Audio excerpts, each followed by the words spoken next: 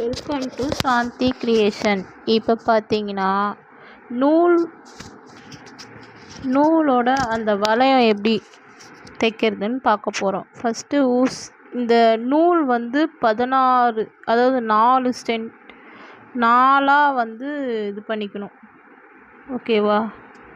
பண்ணிவிட்டு வீடியோவில் பார்த்தா மாதிரி பண்ணுங்க. ஓகேவா? நூல் பட்டி பின்னல் மாதிரி அழகாக வரணும். அப்போ தான் ஜாக்கெட்டில் அழகாக இருக்கும். இது தைச்சதே தெரியாத மாதிரி மேல் பக்கமே நம்ம தைக்கிறோம். ஓகேவா?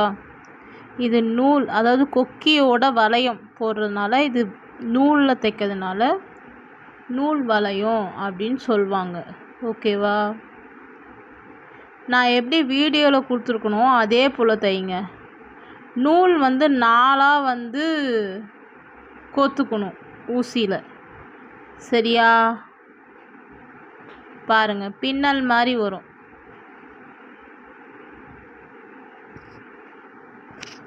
பாருங்கள், அதே போல் பாருங்கள், வீடியோவில் சொன்ன மாதிரியே பண்ணுங்கள்.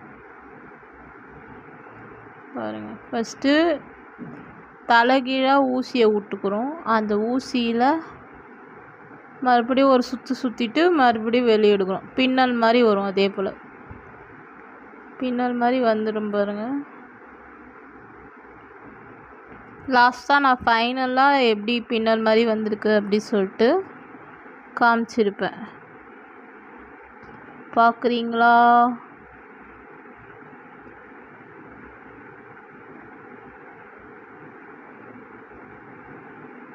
இதோ பின்னல் மாதிரி வந்திருக்கா? இதான். ஓகே, தேங்க்யூ ஃபார் வாட்சிங்.